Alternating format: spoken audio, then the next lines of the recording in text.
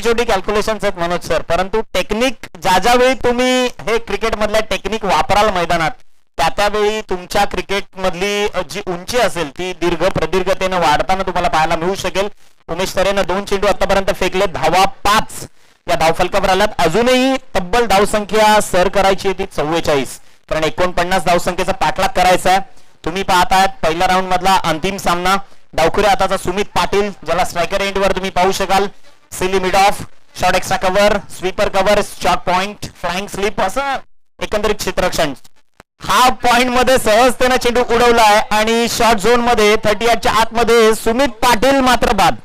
विकेटचं बदन, wicket number 8 mister Sumit Patil back to the dugout. Come on DJ.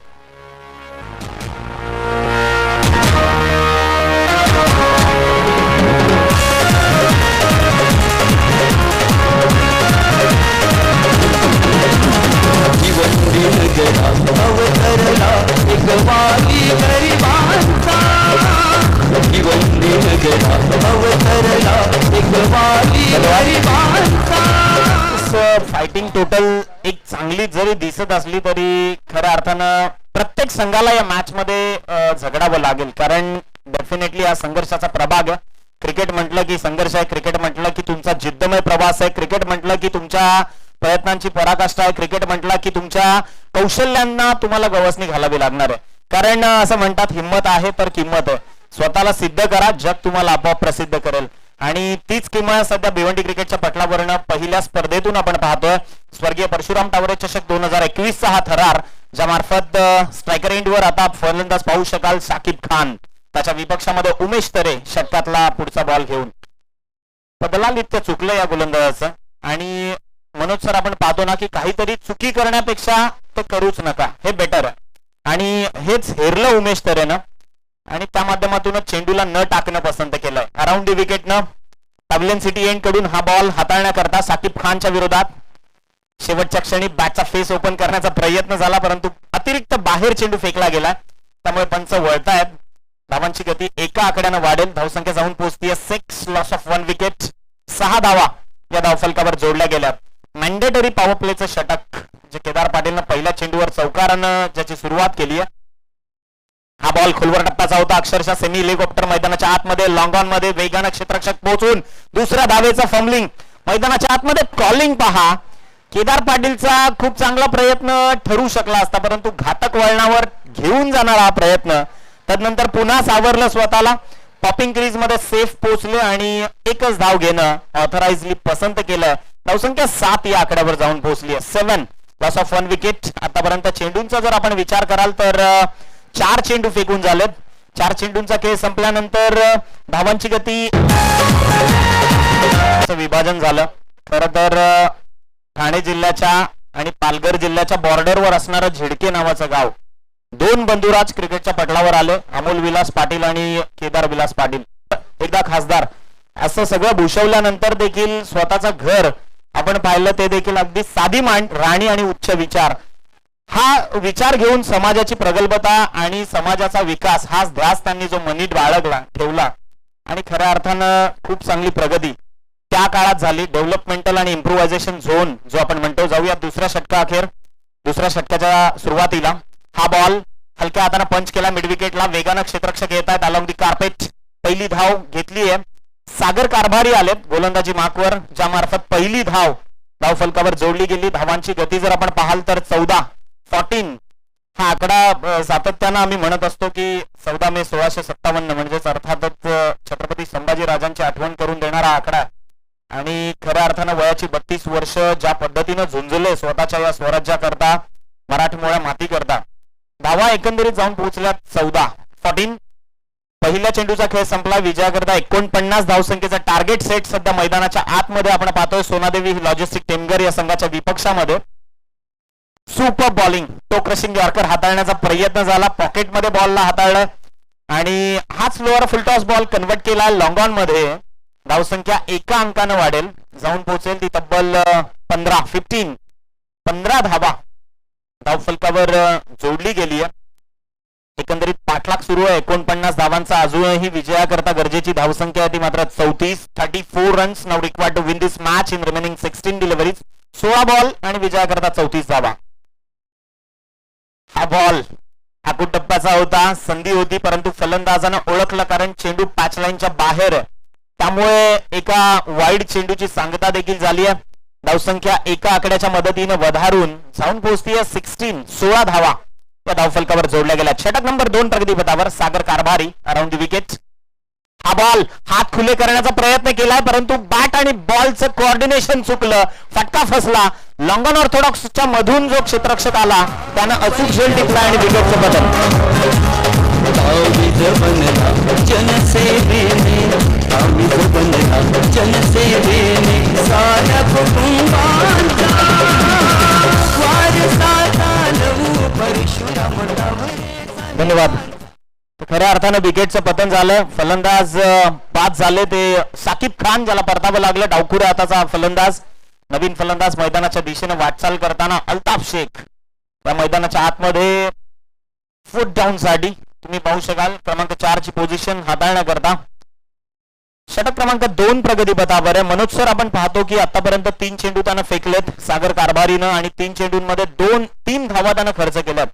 1 wicket आणि 1 white ball अशी रणनीती आखताना, परंतु जोपर्यंत फलंदाज आपण पाहतो दोन्ही फलंदाज नवीन आहेत. विकी म्हात्रे मैदानाच्या दिशेने वाटचाल करताना मॅन फ्रॉम हायवे दिवा. खऱ्या अर्थानं या खेळाडूला रणमशीन या नावानं देखील संबोधलं गेलं कित्येकदा. हा बॉल बॅटची एज घेऊन निघाला डीप बॅकवर्ड पॉइंटच्या दिशेनं. धावसंख्या एका आकड्यानं कन्वर्ट झाली आहे. एका अंकाच्या मदतीनं धावांची गती जर आपण पाहाल तर 17 धावा. षटक क्रमांक 2 प्रगतीपथावर असताना विजयाकरता अजूनही 32 धावांची गरज आहे. थोडंसं समीकरण अवघड होत चाललं मनोज सर, कारण ज्या पद्धतीनं पहिलं षटक हाताळलं उमेश तरेनं, त्यानं 13 धावा खर्च केल्या. जी सरासरी राखायची होती त्या सरासरीच्या वर बॅटिंग झाली, कारण केदार पाटीलनं सुरुवात चांगली करून दिली होती. त्याच्या बॅटमधून 1 चौकार आणि 1 षटकार देखील आला होता, परंतु तदनंतर थोडासा संघर्ष फलंदाजांचा जरूर झालाय. गोलंदाज तयार. या विकेटच्या माध्यमातून लगा तो सिक्सर नहीं तो मिलेगा मुंबई चौफेर का मिक्सर जो कभी किसी को मिलता नहीं. डायलॉग आम्ही बनवला कर्जत मध्ये असताना समीर सोमनेच्या साथीनं, जो कधीच मिक्सर कोणाला भेटत नाही आणि मग तेच मिक्सर घेऊन स्वतःच्या संघाचं वाटोळं करत असताना फलंदाज एक मोठा फटका कन्वर्ट करायचा होता. फलंदाज विकी म्हात्रे, ज्याला पाहू शकाल आपण. गोलंदाजी मार्कवर गोलंदाज तयार. लोअर फुल टॉस बॉल सरा उडवलाय समोरच्या दिशेनं. क्षेत्ररक्षकाची चपलता पहा, क्षेत्ररक्षकाची काटकता. त्या माध्यमातून त्यानं जवळजवळ 3 धावा रोखल्यात असंच म्हणावं लागेल, कारण जर चेंडूनं बाउन्स घेतला असता, प्रोजेक्टाईल मोशन क्रिएट झाली असती तर हा चेंडू सीमापार होऊ शकला असता. परंतु क्षेत्ररक्षकाचं विशेष कौतुक. दुसऱ्या षटकाची समाप्ती झाली आहे. धावसंख्या 18 या आकड्यावर आहे. विजयाकरता 12 चेंडू आणि 31 या धावसंख्येची गरज आहे मनोज सर. याच 12 चेंडूंमध्ये याच 31 धावसंख्येचा पाठलाग केला जाईल का की रोखला जाईल का हे आपण पाहणार आहोत. आपण जाऊयात. मनोज कर्वे सर तुमच्या साथीने जोडले गेले तिसऱ्या षटकाकरता. अर्थातच तिसरे षटक जेव्हा प्रगतीपथावर येईल त्यावेळी 12 चेंडू शिल्लक असतील आणि विजयाकरता 31 धावसंख्येची गरज असेल. थँक्यू.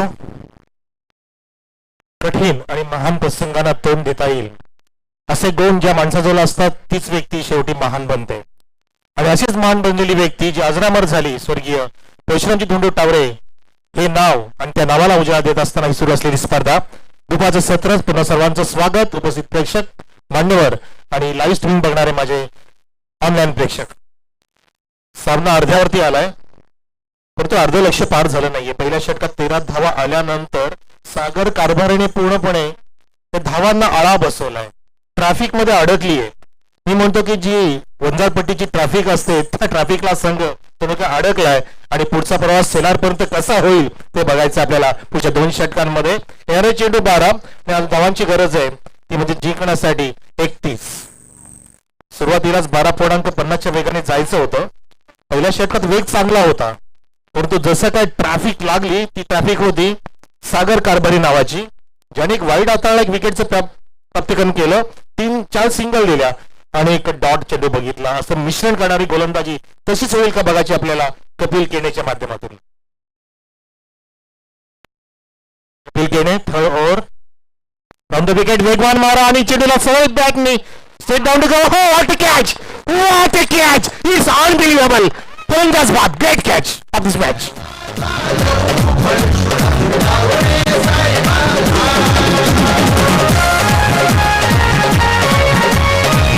मनीष क्या बात है, एका मनीषसाठी जोर गाठ आहे. I think so catch of this tournament. Rajendra Patil sir 25 वर्ष सिल्वर जुबली आपण सादर करतोय. या सिल्वर जुबली मधली ही सर्वोत्कृष्ट कॅच असू शकते जी मनीषने टिपली आहे आणि सामना टिपलाय की असं वाटू लागलंय. अनबिलिव्हेबल, विश्वास बसणार नाही असा झेल, डोळ्याचं पारणं फिरत झेल टिपला मनीषने. अगदी जबरदस्त स्वतःला झोकून दिलं. याला म्हणतात क्रिकेट प्रती डेडिकेशन, जे दाखवलं मनीषने ह्या मैदानावर, त्या क्रिकेटच्या खेळामध्ये, या ट्रॉफीमध्ये जिचं नाव आहे, फार मोठं नाव आहे, स्वर्गीय परशुराम धोंडू टावरे पुती चषक 2021. जे ऑनलाईन प्रेक्षक बघत असतील ना, त्या प्रेक्षकांना झेलने नक्कीच अचंबित केलं असेल. मनोज सर, कोणाचा झेल टिपलाय तर विकीचा.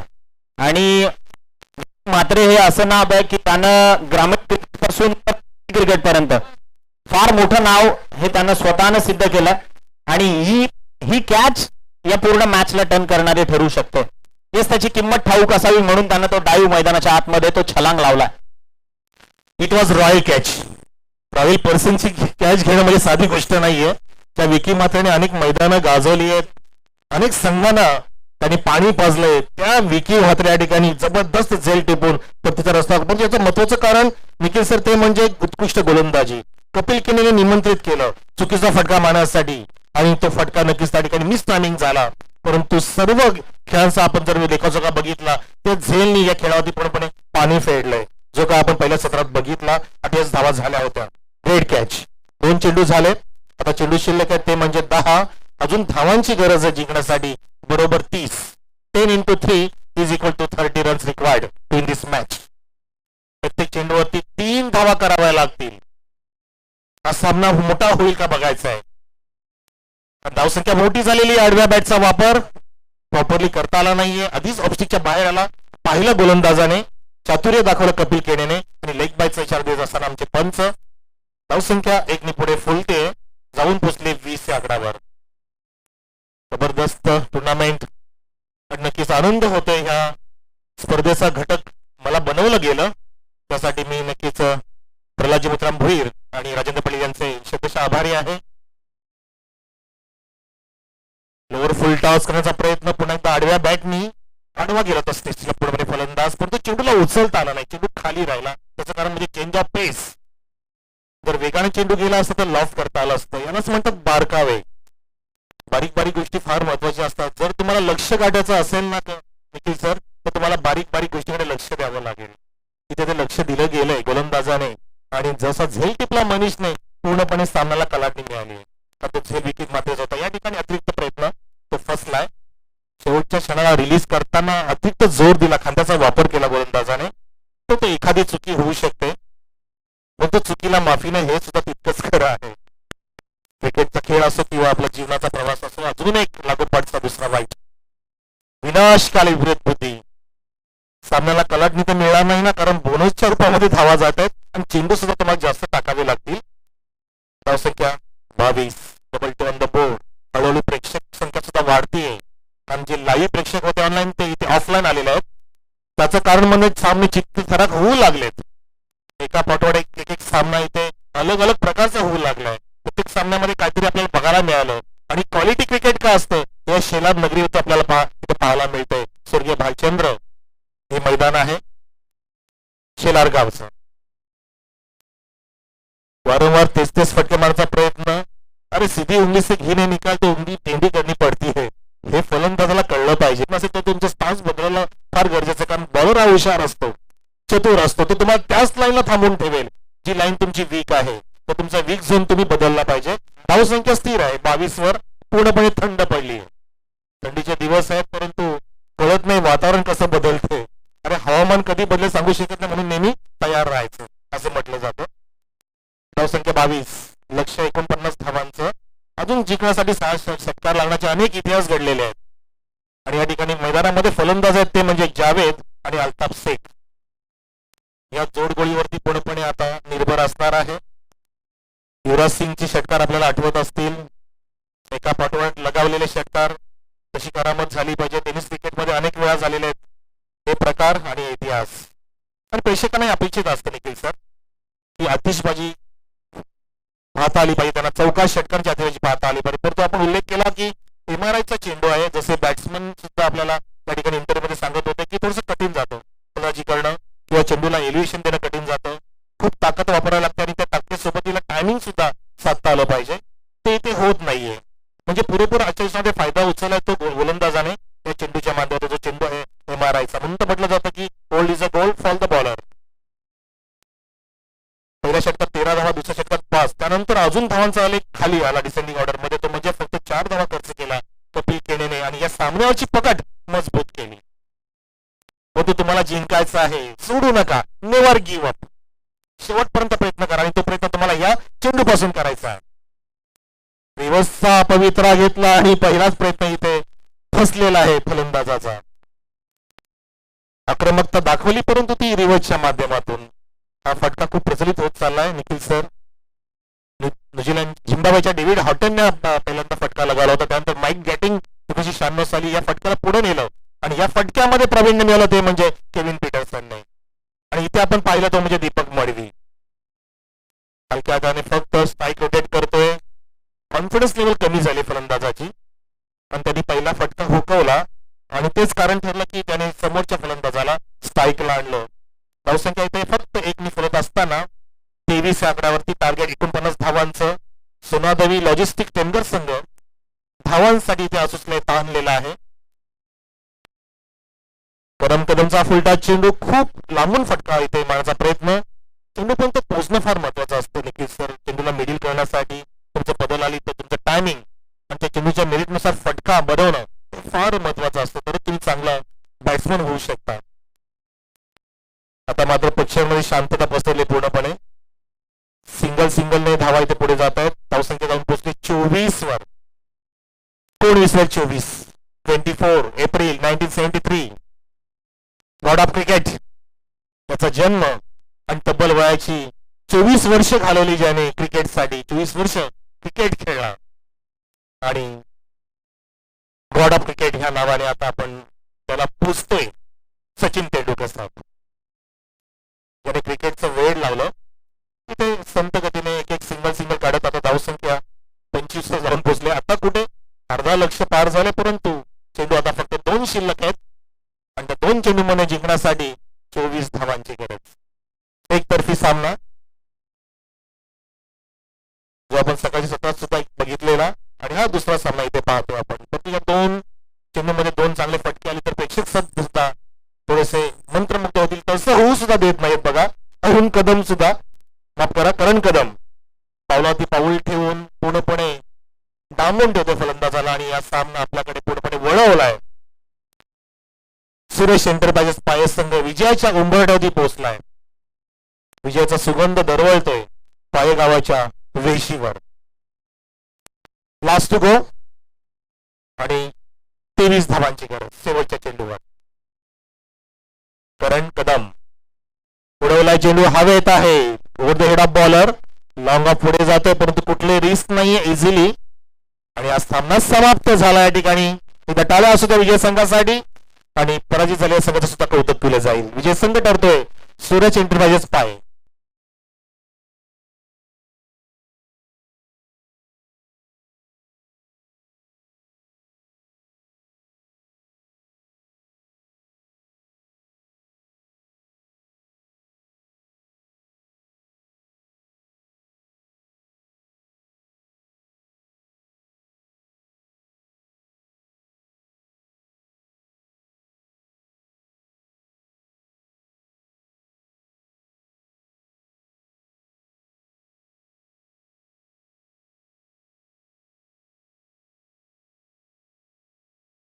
परफॉर्मन्स साठी देखील आपल्याला पुरस्कृत केलं जातं.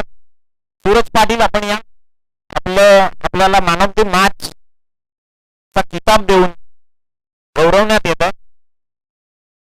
आदरणीय ग्रामपंचायत सदस्य सचिनदादा भोईर यांना विनंती करूया की सूरज पाटीलला आपण पुरस्कृत करायचं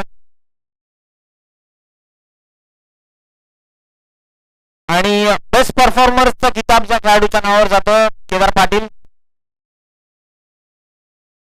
सन्माननीय कृष्णा अधिकारी यांना विनंती करूयात आपल्या